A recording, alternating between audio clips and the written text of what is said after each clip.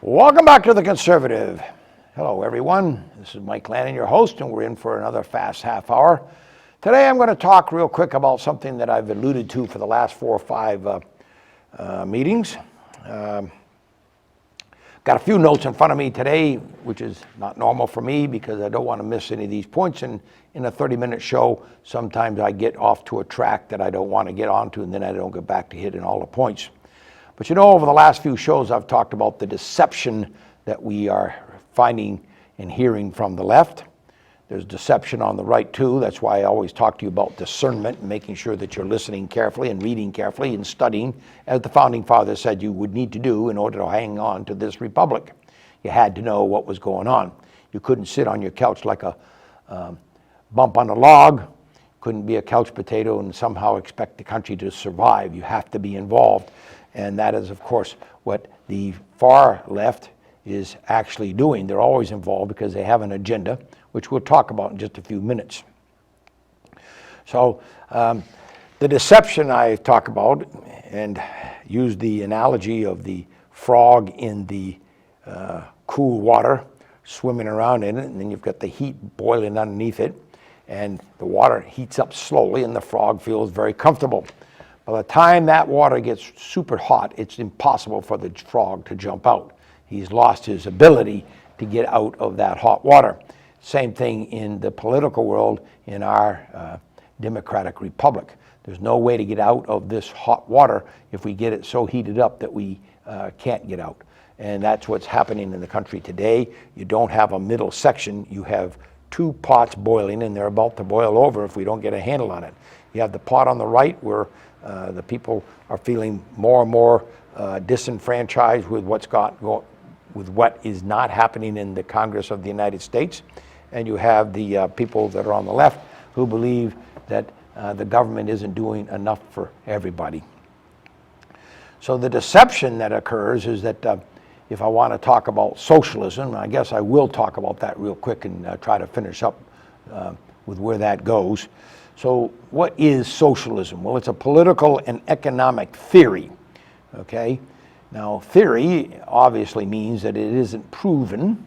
We do have some examples of socialism in the world, and they've all been utter failures. The one that is going on that most of you are reading about in the news right now is the one in Venezuela, where it is collapsing and people are in dire straits.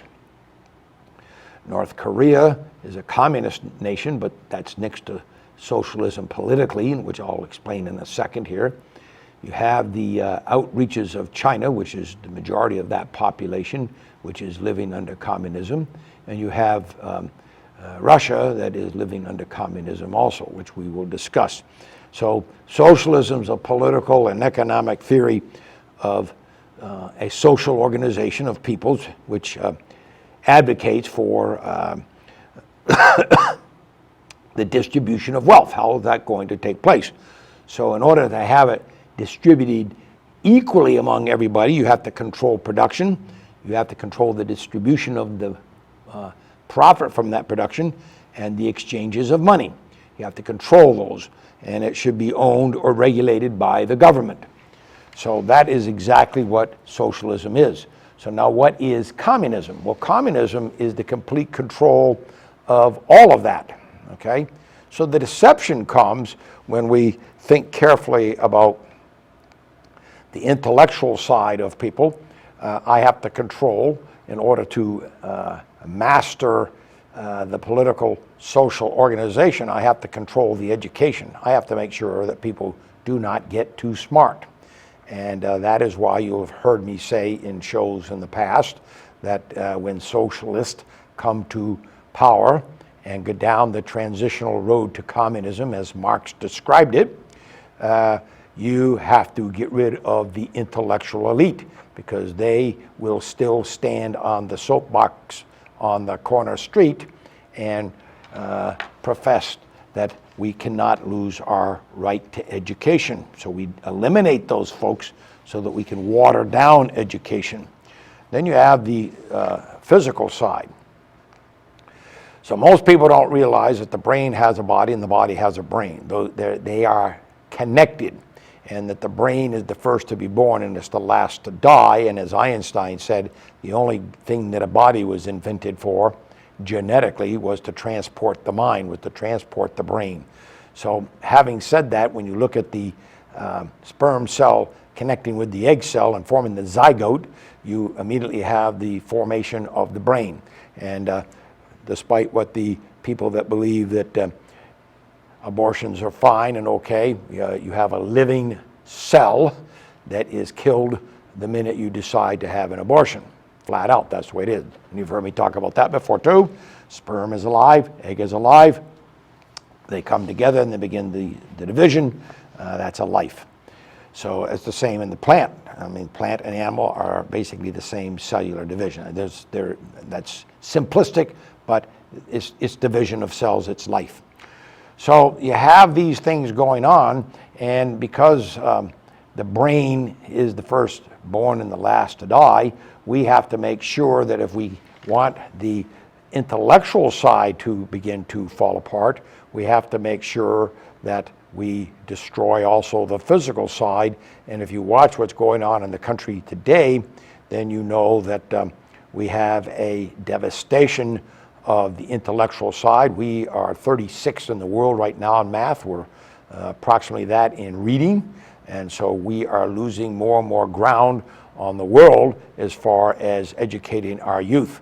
Let's see who said we had to do that. A guy named Karl Marx and a guy named Khrushchev said that was the way we were going to destroy America from inside. We were going to do it through the education system. And I believe the NEA has done a pretty good job at doing that. And I can say that because I've been an NEA member and I know basically what they're thinking and what they're providing for the modern way of thinking about how to teach children to read and write and do arithmetic. Secondly, if I can make sure that I keep kids from exploring physical things, getting outside and sucking in fresh air into their lungs and learning how to run and learning how to do a pull-up and learning how to do a push-up and learning how to do farm work, which was what kept us very strong years ago. But now I put kids in front of a television set and in front of a computer or in front of an iPad and let them play games all day long. And so what happens? Well, muscles begin to gain fat around them and muscles don't develop. And so what do we have? We have a society from birth all the way up to about 65 that are obese, and the obesity rate is continuing to climb in America at all 10-year increments. Children below 10 are heavy. Lots of childhood diabetes in the country now. Children from the ages of 10 to 20, we have a little bit of a leveling off there. Some children do come out of that a little bit, but then by the time they hit from 20 to 65, the obesity rate in each one of those 10-year division continues to grow, along with all the diseases that come with it. And so therefore, we can say that we are destroying the intellectual side by not letting the body move, and we're destroying the body side by making sure that the brain doesn't grow. So the brain does not grow without good exercise and without a formation of good complex foods.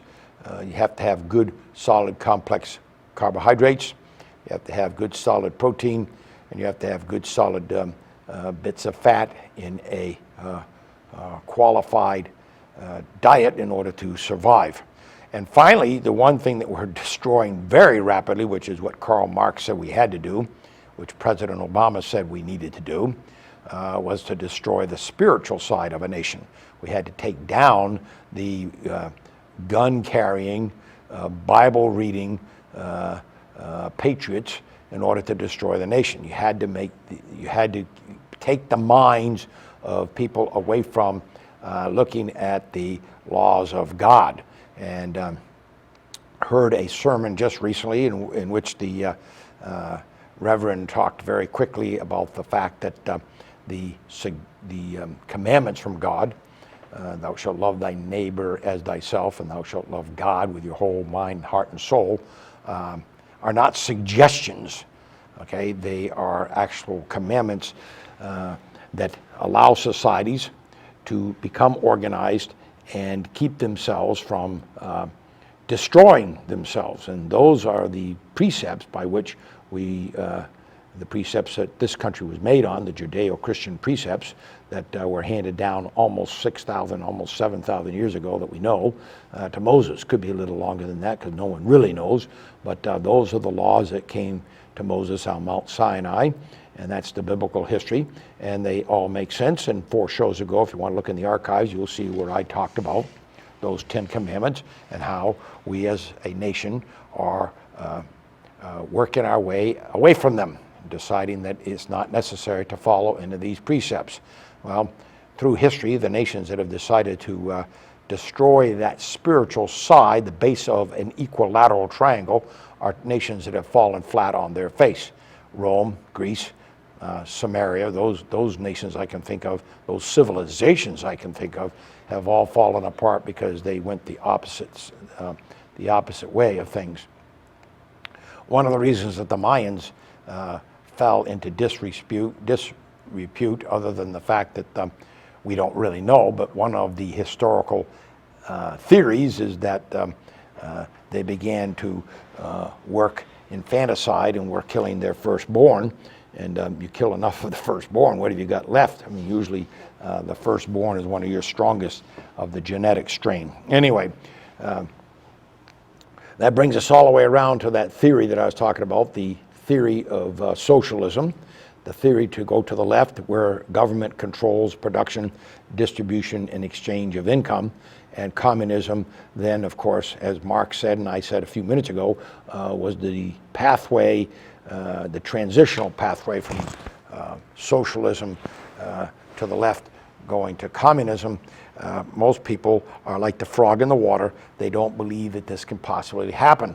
And so they sit, and perhaps you're one of those who sits and watch it happen. Vermont's a perfect example to watch this slow boiling of the frog, because slowly but surely we have Vermont being taken over by a socialistic view, all for one, one for all. And the dissenting voices are called all kinds of names. Solinsky's rules for radicals apply, and they apply very big in Vermont. And how dare you open your mouth? I get it all the time about how dare me write a letter to the editor. That the last letter that I wrote to the editor was the last 2 lines, which I thought were rather clever, were eliminated. But others that write letters from a conservative point of view don't even get it published and or have much of it edited. I don't see letters from the left being edited. Matter of fact, I find them to be quite lengthy compared to what the protocol is for the local newspaper to publish. So we now see that Facebook and Twitter and some of these other social media outlets are also now, Google, are also now being watched carefully by those on the middle and left on how they are beginning to censor views that do not align properly with the view of the ownership of the companies. That is called the suppression of voice and choice and reason and thinking, but that's exactly what the socialists and the communists want. They want to control your intellectual thought processes. They want to control your physical well-being, and they want to control your spiritual side. They want to destroy the spiritual side. They don't want you to believe that you have a conscience other than the conscience that the state says that you should have. And that is why slowly but surely they turn the water up on the frog so that you don't realize that your spiritual life is being destroyed, and people just stop going to church, which is very, very big time in New England and other parts of the nation. They tell you right now that it's okay to eat certain foods at a great quantity, and they're looking for you to become very heavy. That's another way to make medicine and the medical community costly so that they can come to that single payer system that they want, all for one for all, the government controls. And really the biggest piece now that I want to fold, if I'm a communist / socialist, I want to fold that intellectual piece. I want to make sure that children do not know how to read, do not know how to write or communicate clearly and effectively, and do not know how to do mathematics. If I can get that down to where they are numb to the importance of education, then I can destroy the nation from within, as Khrushchev said he would do. Now, for those of you that don't recall history, Khrushchev was the president / dictator of the Communist Party for the Soviet Union back in the 60s, and took his shoe off and made the comments that I just made, paraphrased them of course, but made the comments to the United Nations back in the 60s, and as he did it, he slammed his shoe on the table to make his points, better than a fist, I guess, and to let people know that this is the way it was going to be, and that they were well on their way to trying to do that. Well, shouldn't make much sense when you hear, it should make a lot of sense when you hear that the Russians have still been trying to invade our elections and cause trouble with our elections. So have the Chinese, so have the North Koreans, so have the Pakistanis, so has England, an ally. So if you read deep and look deep into the weeds, you will find there are lots of people trying to influence the American elections. Well, why not? It's another way of being a lobbyist without having to pay the money to be a lobbyist, so that you have great influence on those who are making the decisions for the power and the use of our trillions of dollars in government spending. So it is a big political nightmare. So what do the deceptions mean as far as the political piece going on in our country today? Well, let's get down through 6 points if I could, and brought the notes with me, as I said at the beginning, so that I could not skip through these in the next 12 minutes, which is about as much time as we have now for the show to finish up.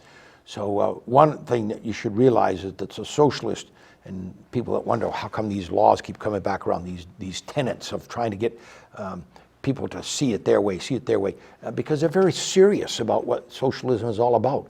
People who are socialist believe that this is the religion of the future, that to organize society so that the government totally runs your life is a belief that has been around for a long, long time, and it didn't just start with Karl Marx. It's been around as a philosophical tenet for a long, long time, that the belief in the government, Thomas Jefferson knew about it, and George Washington, and the original, they rejected that as not a good way to govern. They felt that the best way to govern was to have men govern themselves, meaning men and women.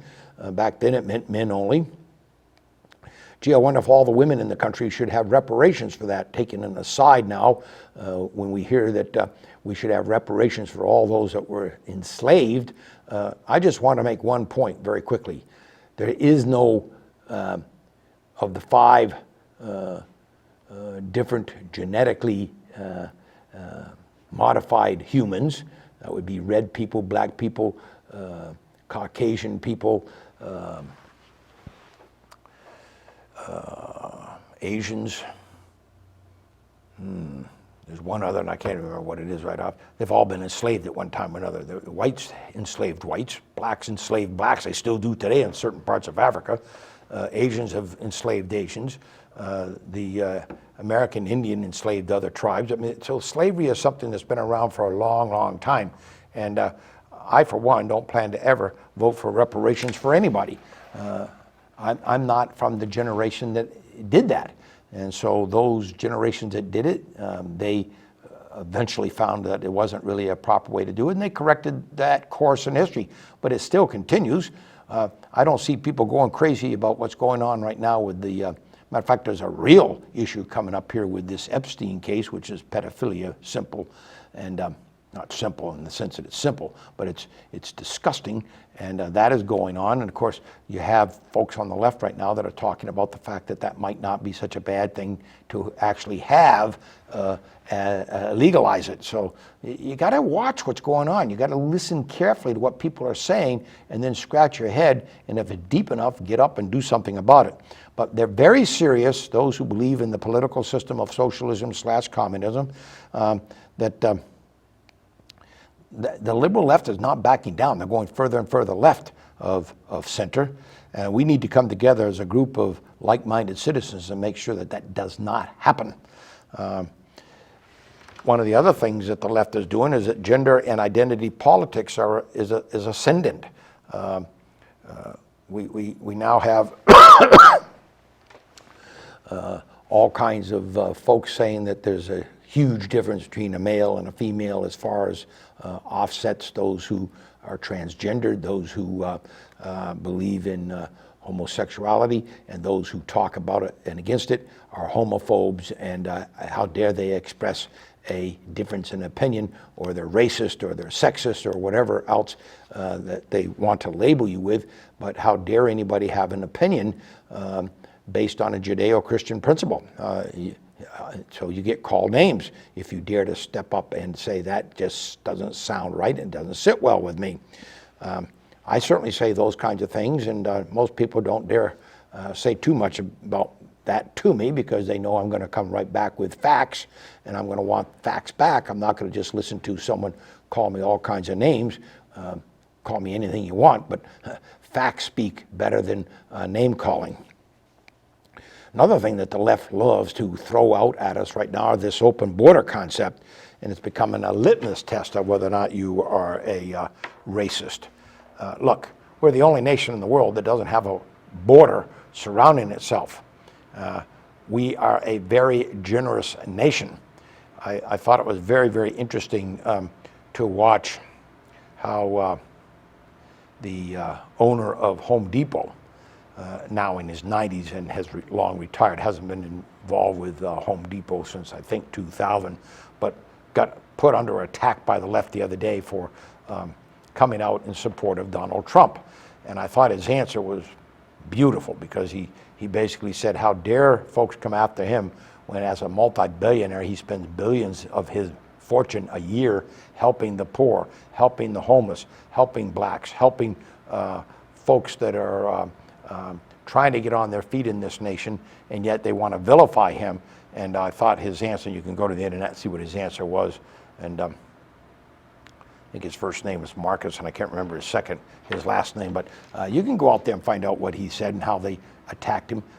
People want to attack with no facts. So in his lifetime, he hopes to live another 10 years. He said in his lifetime he'll do more than all of these people that are yelling and screaming at him to help those who are unfortunate, poor and destitute, than all these people that are yelling and screaming at him for what he does. And then of course he said, take a look at Home Depot itself and see all the diverse kinds of people that are working there, all the 5 nationality types, all the religious types in the nation. So he went on and talked at great length about that, but it's worth looking up on the internet and seeing what he said and realizing, again, here's that left trying like crazy to destroy someone who has a sense about the borders. We're talking about people that are in the country illegally and have gone to court, and the judge has said, you do not belong here. And then you hear Pelosi and Alexandria Cortez, I forgot what her name is, but AOC from the New York City representative, and all these people that are yelling and screaming about how dare us round up the illegals. That, quite frankly, shocks me. I don't understand why there's not a law for those folks who defy the law. When you've got someone who's been told by a judge you have to leave the country, and they don't, and now Donald Trump is saying, okay, go pick those people up. They've been in court. We found them guilty of violating our laws. We want them out of here. And yet they'll go after those people. So the estimate is 1 million of those folks that have had their day in court and lost. We should have we shouldn't have allowed them to come out of court. So you sitting in your seat watching this show realize in a hurry that if any one of us had done something like that, we'd be in court ourselves and probably in jail. So it's amazing. The other part is watch out how we're propagandizing young Americans. I wonder if any of you, especially young girls, have you watched this magazine called Teen Vogue? Well, just recently they had a big article on where they were talking about how great Karl Marx was, and then an article just recently was they were promoting prostitution as a career choice.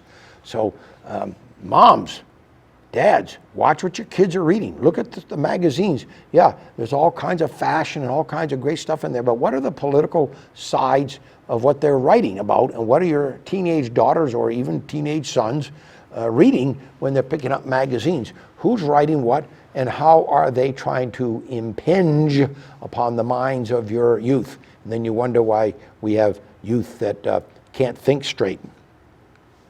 So the Green Movement, another multi-trillion-dollar disaster, needs to be looked at very carefully because it's a red movement. Red meaning it's communist-driven. It's driven by the big dollars of the Communist Party movement worldwide. It's a method of trying to destroy the way we see production, distribution, and exchange in a capitalistic society. How do we do that? We get people convinced that we should go with a very expensive energy source like solar because it's government subsidized with your tax dollars versus going with what we know works, which would be coal. Okay, so that is a piece of the problem, is that we are that frog in the water, and the heat of the fire underneath that pan of water is heating up, and we don't even realize it. So in conclusion, I have to stop and think here and just say that it would seem to me that socialism is not going away. It's getting to be more and more of a topic that young people coming out of college believe that this would be the way to go. We can have health care for all. We can have we can have education paid for all. Isn't that funny that the college education that people are getting today isn't pretty, for a lot of children, isn't worth the paper that it's written on because you can't find a job. So then we've got those on the left that say a job for everyone. There's one of these guys that's running for president of the United States that says that every single American should be given $1,000 a month to live on. Well, where do these people think this money's coming from? Shall we just print it like we're doing right now and making it more and more useless? Or do we figure out a way that those who have money can spend more? Oh yeah, that'd be the top 1%. Well, take the top 1% wealth and divide that amongst everybody in the country, including the illegals and those who are crossing the border for a better way of life but doing it illegally. Gee, guess what? That top 1% of income dwindles down to well below the average income of each and every American right now.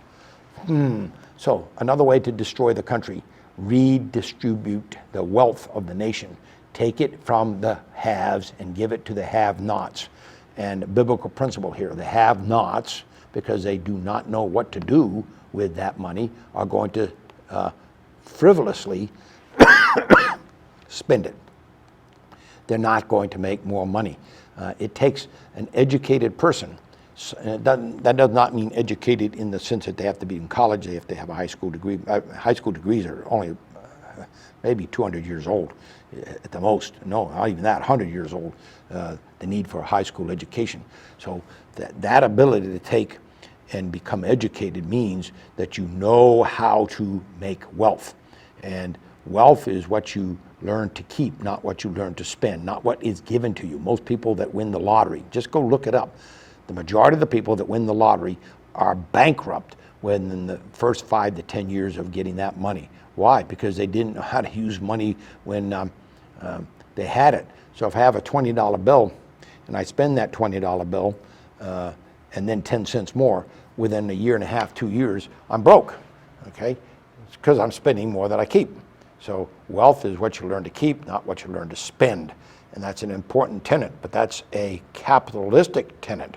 The socialist tenet would be, okay, we'll take all the wealth and we'll distribute it amongst everybody. Biggest problem with that is that if the hard-working people, the people that have the drive to make money, are not going to continue to do that. If I can sit at home and everybody's going to give me $1,000 a month, what's my incentive to go out there and do a darn thing? Not. Okay, into the show. It came fast. I hope I got a few points across to you. If not, well, tune in next time. We'll continue on. Hopefully you get off your couch and do something about this. See you next time. Bye now.